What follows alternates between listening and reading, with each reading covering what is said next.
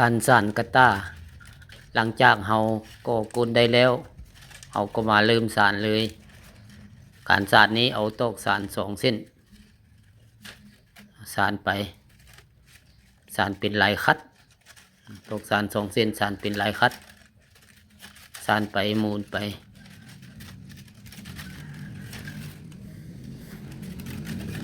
เฮาจะสานไปทางซ้ายหรือทางขวาก็ได้เนาะเฮาถนัดทางซ้ายก็เอาไปทางซ้ายถนัดทางขวาก็เอาไปทางขวาการเริ่มจากด้านใดก่อนก็ได้สานไปธรรมดาหลังจากเฮาสานแล้วเฮาก็เอามือเฮากดตอกซังนั้นลงเพื่อเอารูปทรงของกระต้าเนาะขึ้นก้นกระต้าหลังจากเฮาสานมาได้ประมาณนี้แล้วเฮาก็หยะว่างไว้ทักลวดลายเฮาจะทักลวดลายใส่บ่อนที่เฮาหยะว่างหันไว้เนาะหยะว่างไว้ประมาณ5 เซนหลังจากเฮาหยะว่างไว้แล้วเฮาก็มาสานขึ้นมาอีกได้ประมาณนี้นะแล้วเฮาก็มาหยะอีกว่างนึงบาดนี้เนาะ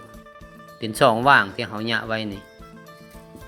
แต่ละว่างหันก็กว้างประมาณ5 เซนเฮาหยะไว้2 ว่างนี้เพื่อเฮาสิทักลวดลายตอนนี้เฮายังบ่ทันได้ทักเฮาสานซะก่อนเฮาสานขึ้นไปอีกจักหน่อยแล้วเฮาก็ม้วนท้ายม้วนปากมันเนาะที่เฮาสานขึ้นมาอีกหน่อยนึงเพราะขั้นตอนนี้เฮาสานง่ายนะพี่น้องมันได้รูปทรงมันแล้วตอกซังตอกสานมันมีความห่างเนาะตอกซังมันความห่างเฮาก็สานได้ง่ายมันลงแจ๊บดีนี่หลังจากสานได้ประมาณนี้แล้วนี่ความกว้างของมันเอาที่ประมาณนี้เนาะนี่ต่อจากนี้เฮาก็เริ่มม้วนท้ายเนาะเฮาสิม้วนข้างใดก่อนก็ได้นี่เริ่มต้นบนใดก่อนก็ได้นี่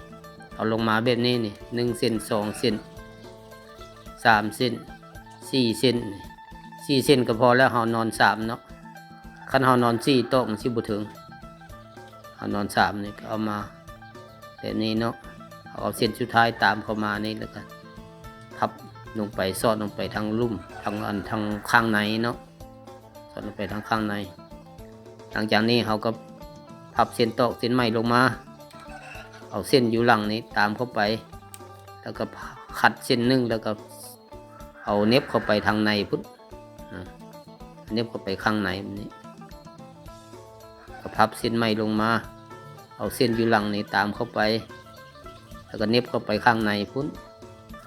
แล้วก็เอาเส้นไม้ลงมาเอาเส้นอยู่หลังตามเข้าไปแล้วก็เน็บเข้าไปข้างในพุ้นเขาคัดเส้นนึงเสียก่อนแล้วเขาก็เน็บเข้าไปข้างในพุ้นก็เอาเส้นไม้ลงมาเนาะแบบนี้ถือว่าเขานอน3เนาะถือว่าเขานอน3คันเขานอน4มันจะงามกว่านี้อีกหน่อยนึงเนาะแต่ว่าต่อเขามันสิบ่ถึงนอน3นี่ก็งามคือกันพี่น้องนี่เอาเส้นไม้ลงมาแล้วก็เอาเส้นอยู่หลังนี่ตามเข้าไปพับแล้วก็เน็บเข้าไปข้างในอันนี้เพื่อนเอิ้นว่าม้วนกลมพี่น้องลักษณะในม้วนลักษณะนี้เป็นม้วนกลม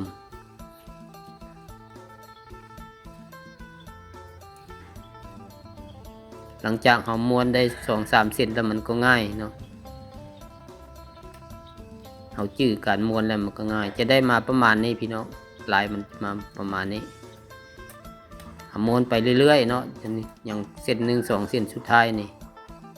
เขาก็สอดออกมาแล้วเขาก็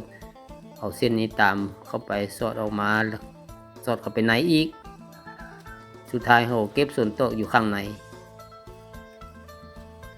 เอาเส้นอยู่นอกนี่เข้าไปในสอดออกมานอกแล้วก็เอาปลายมันสอดเข้าในอีก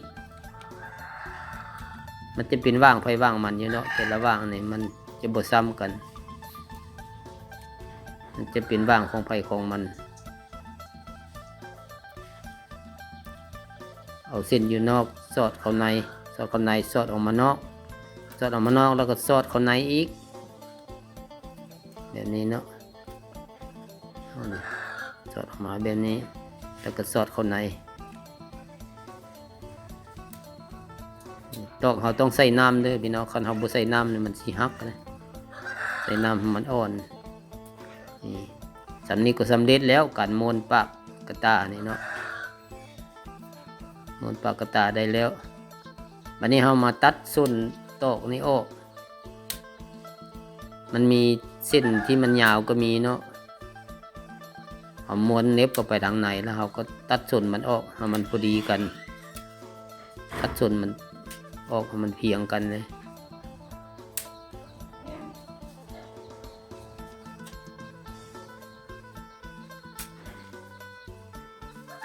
นี่เขาใส่มีดหรือว่าใส่กรรไกรมีดตัดนี่ตัดออก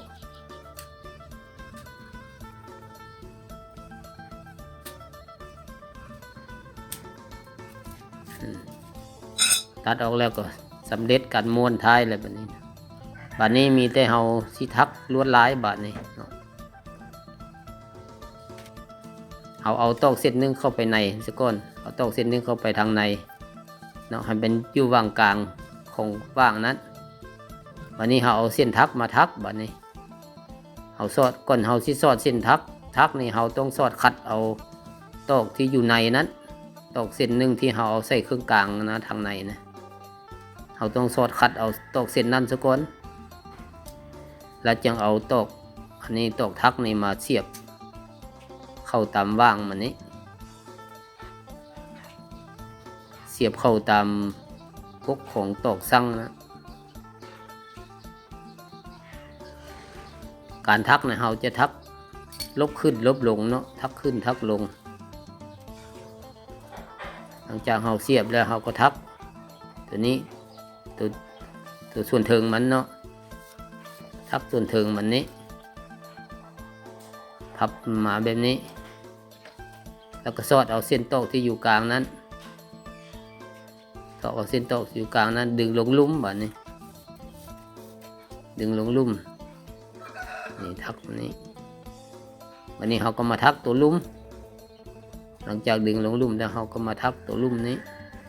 ตัวที่เราสอดลงมาเมื่อกี้นี้เนาะทักแบบนี้บัดนี้เราสอดขึ้นเทิงบัดนี้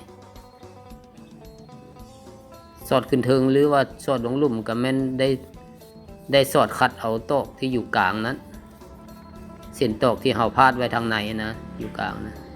เขาสิสอดขึ้นเทิงหรือสอดลงลุ่มแต่ละเทื่อก็แม่นได้ขัดเอามานั้นซะก่อนสอดขัดเอาเส้นตอกที่อยู่กลางนี่เขาทักอยู่เทิงอันตัวนี้เนาะหลังจากเขาทักถึงแล้วเขาก็สอดลงลุ่มสอดขัดเส้นตอกที่อยู่กลางนั้นลงมาลุ่มนี้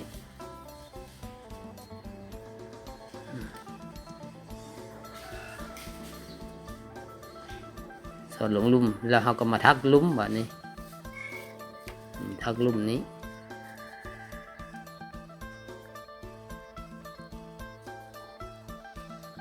ทักลุ่มแล้วเขาก็สอดขึ้นถึง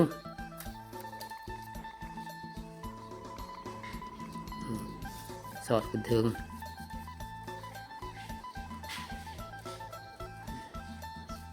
สอดขึ้นถึงแล้วเขาก็ทักทางถึงแบบนี้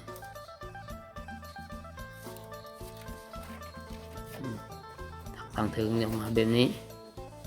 ทักทางถึงแล้วเขาก็สอดลงลุ่มสอดลงลุ่มแล้วเขาก็มาทักทางลุ่มหมายความว่าเฮ็ดสลับกันไปสอดขึ้นถึงทักทางถึงสอดลงลุ่มทักทางลุ่มเฮ็ดสลับกันไปเรื่อยๆแต่ละว่างนี่เราจะได้ทัก2 เทื่อ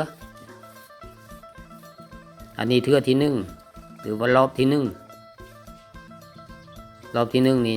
มันยังบ่ทันได้แล้วเนาะเราทักไปครึ่งนึง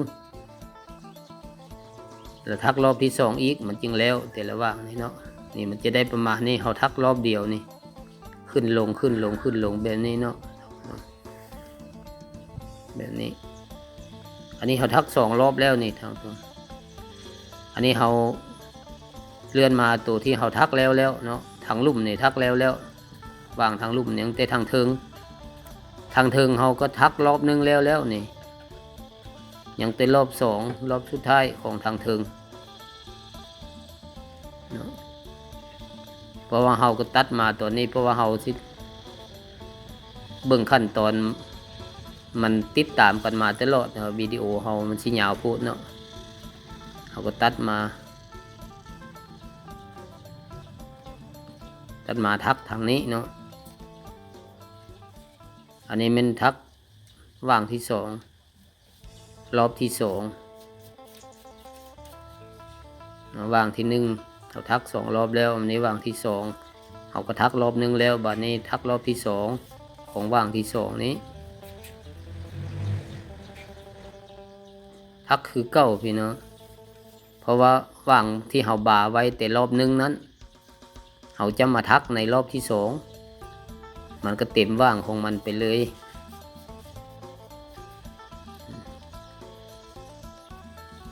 สอดขึ้นแล้วก็ทักตัวเทิงทักตัวเทิงแล้วก็สอดคัดลงมาทางลุ่ม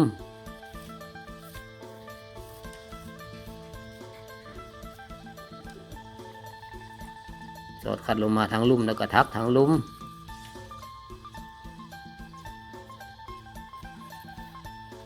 ทักทางลุ่มแล้วก็สอดคัดขึ้นไปทางเทิง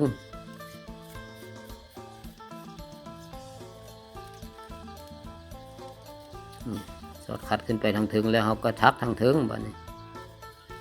ทักอ้อมเอาเส้นตอกสังนั้นหลังจากนั้นเขาก็สอดลงมาทางลุ่ม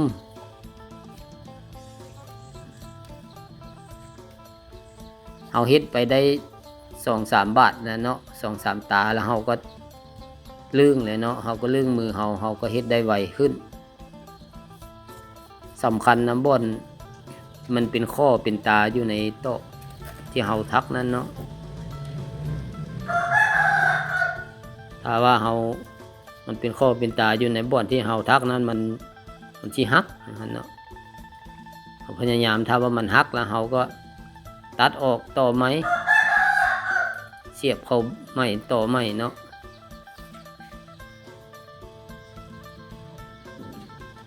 นี่เราทักไปนี่ไปเรื่อย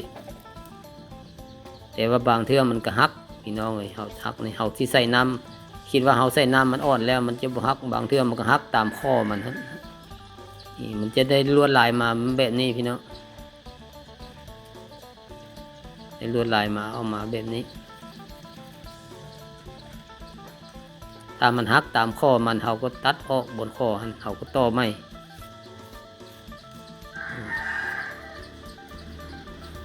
เขาเฮ็ดง่ายๆพี่น้องเขาจงเป็นว่างไว้ให้ทักลวดลายแบบนี้ก็ทักง่าย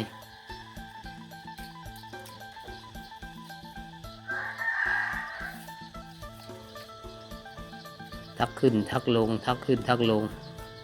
สลับกันไปมาฮอดขั้นตอนนี้เฮาใส่งวงมันพี่น้องใส่งวงกระต้าหรือว่าใส่หูหิ้วก็แม่นใส่งวงกระต้านี่เนาะ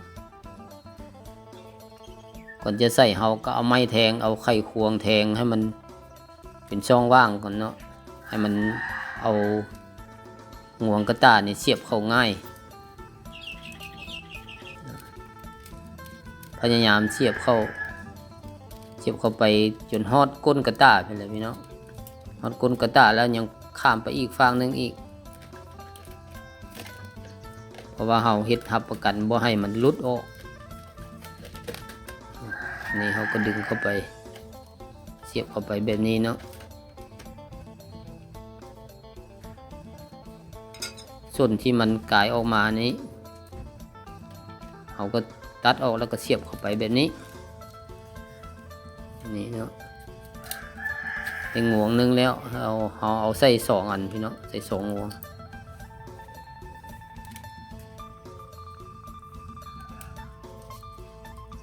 นี่เอาใส่ไม้แทงซะก่อนคันเอาบ่ใส่ไม้แทงเนี่ยมันก็เข้ายากเนาะใส่ไม้แทงเสียบเข้าไป ใส่ไข่ควงแทงอีก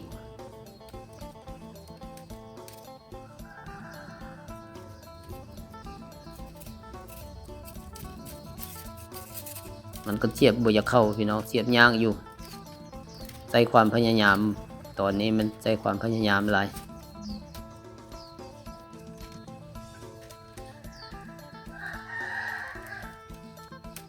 เสียบเข้าไปจนว่าได้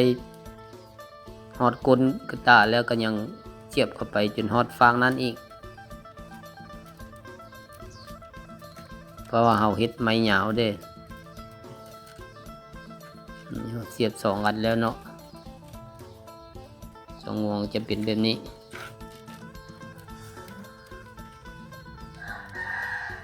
ส่วนที่เหลือนี่เฮาก็ตัดออกแล้วก็เสียบเข้าในนี้ตัดให้มันเป็นปลายแหลมเก็บให้มันเป็นปลายแหลมแล้วก็เสียบเข้า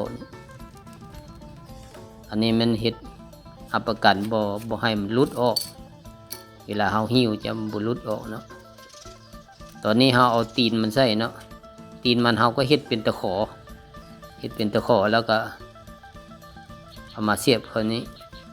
ตอนใส่ตีนนี่เฮาได้ทากาวก่อนพี่น้องเอากาวทาใส่ซะก่อนเพราะว่ามันเฮาบ่ได้เสียบเข้าลึกนี่มันสิถอนเอาได้เฮาทากาวมันแล้วก็เสียบเข้า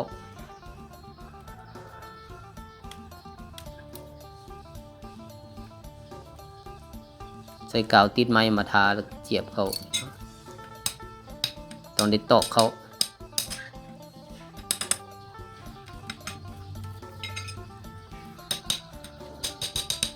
เขาใส่4 เบื้อง4 ตีน4 มุม4 แจมันแบบนี้เนาะอันนี้ถือว่าสำเร็จกระตาหรือว่าสันตะกาเนาะเอาไปใส่สิ่งใส่ของใส่พักใส่อย่างเนาะหรือว่าเฮ็ดกระตาไปวัดก็ได้ใส่สิ่งใส่ของใส่เครื่องใส่ภายในบ้านในเฮือนเฮาสำเร็จแล้วพี่น้อง